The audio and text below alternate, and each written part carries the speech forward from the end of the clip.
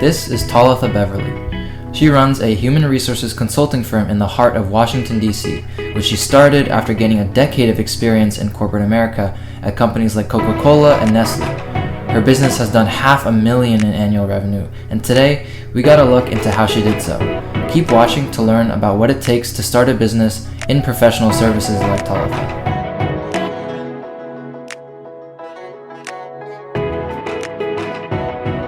I'll just start off by asking you the story of how you started HR Strong. So HR Strong is my baby. The reason I say that is because I lost my corporate job and I found out I was pregnant in the same week. And when I had my son, his name is Noah, it was very important for me to be able to raise Noah. And you have to do that with time. And I was a road warrior. I traveled 3 weeks out of the month. And so it was very important for me to make sure that I could have time to raise my son.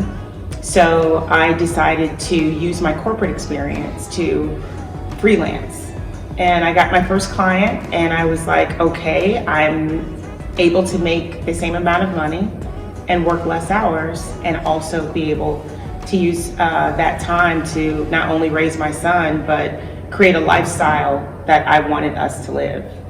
And then I started to continue to get clients, and I said, well, this is something that I can do, and I came up with the name HR Strong, and now that's 11 years that I've been in business.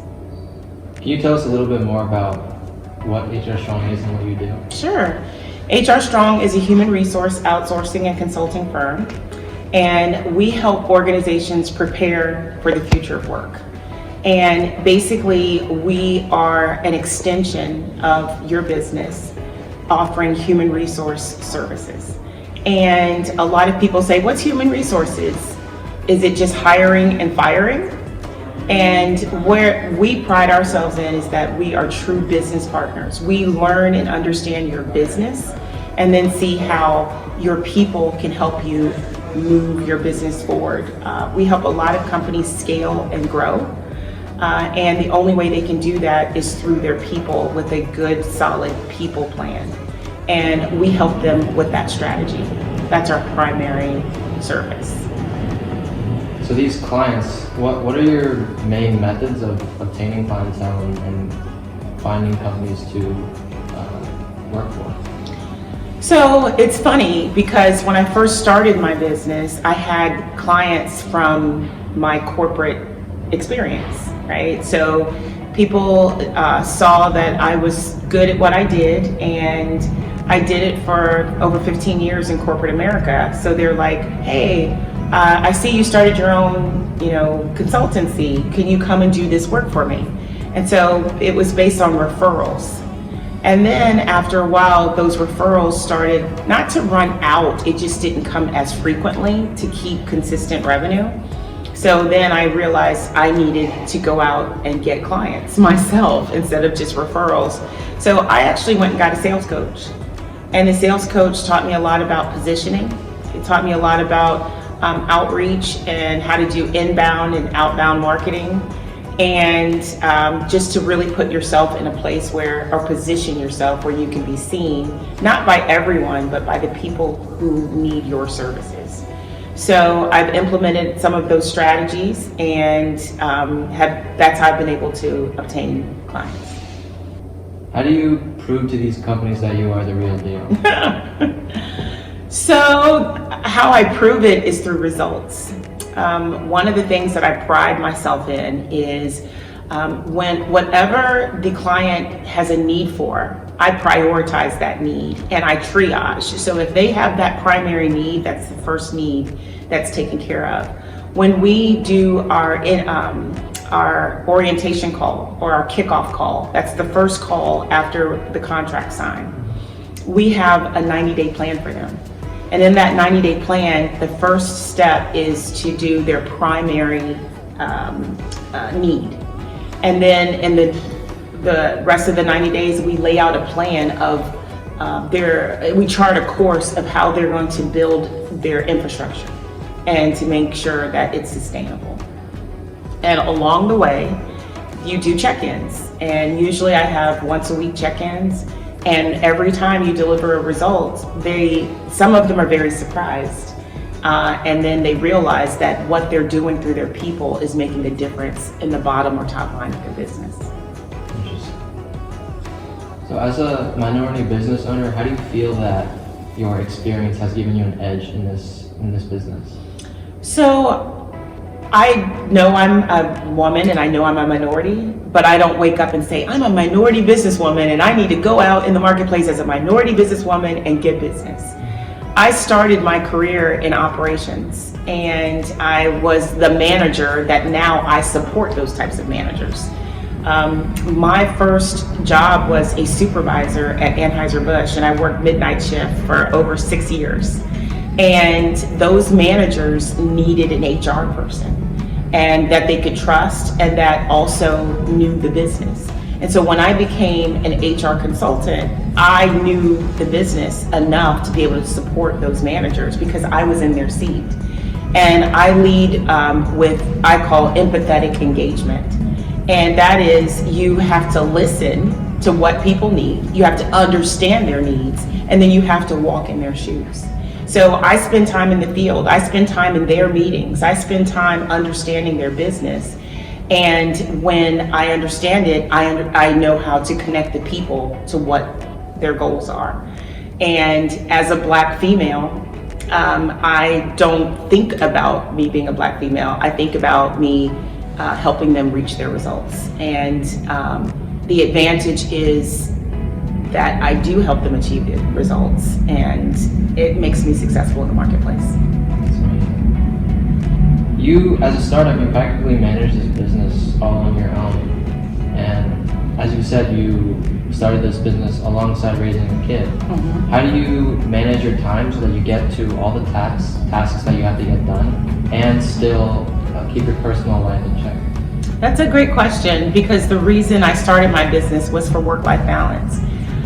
The way I balance it is, first of all, having the experience matters, because you're not doing it from scratch. You have the knowledge and you have the ability, and even sometimes the relationship, to be able to do it in less amount of time.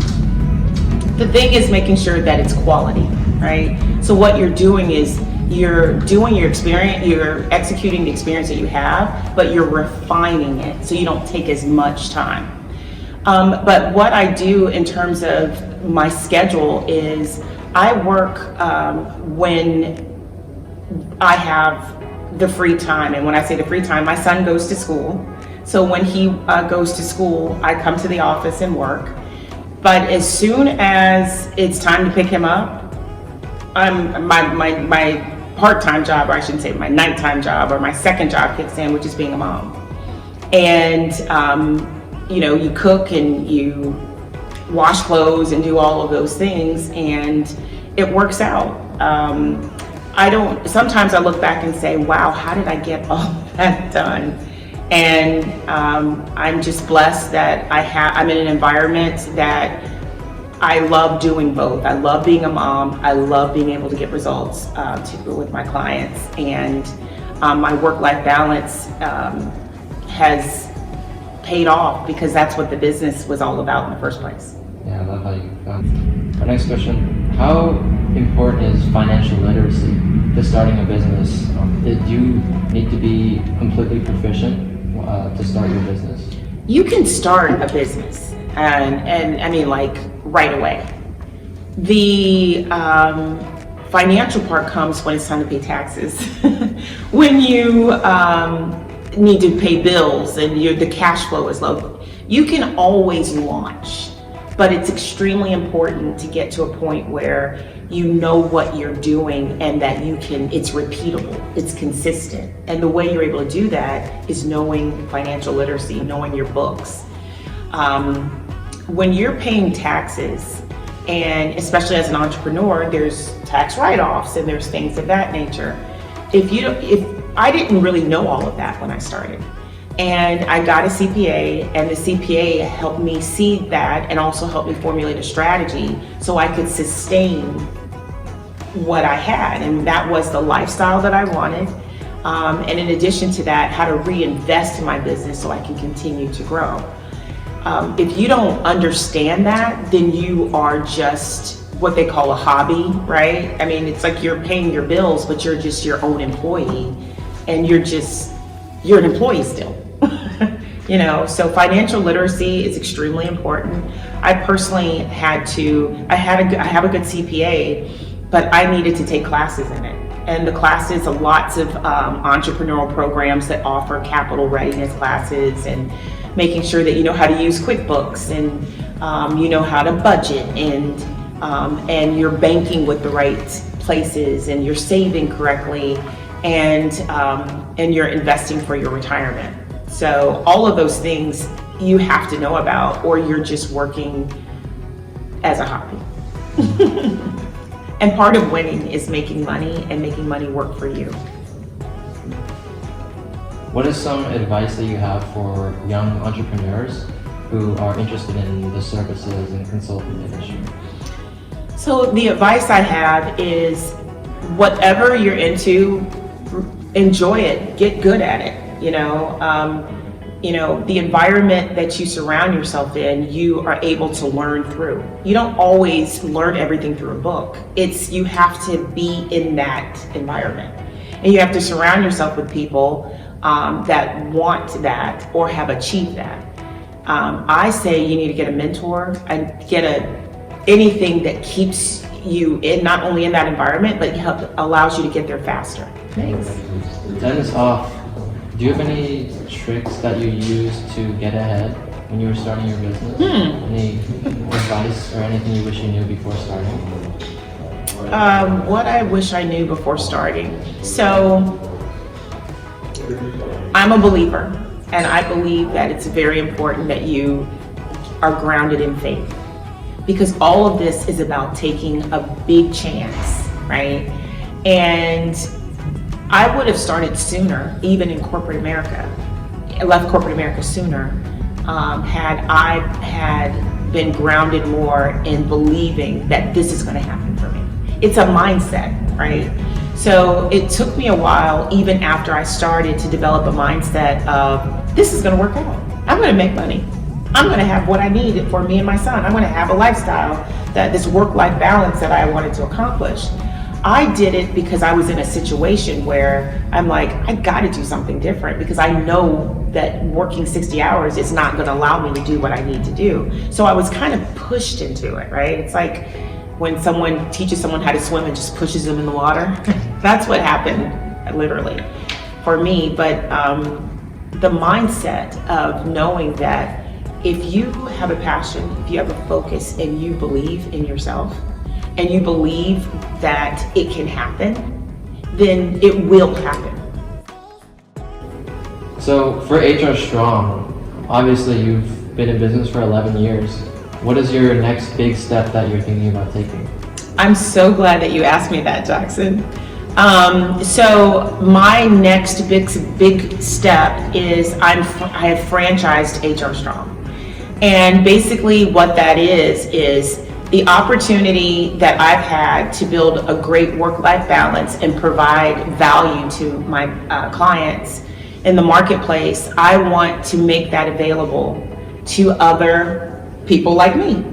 And that is people who have a passion for HR, who are true business partners, who want to go out in the marketplace and make a difference, and who can be uniquely themselves and have their own business, be their own entrepreneur, and provide them the toolkit, the support to do that. And that is HR Strong Franchising.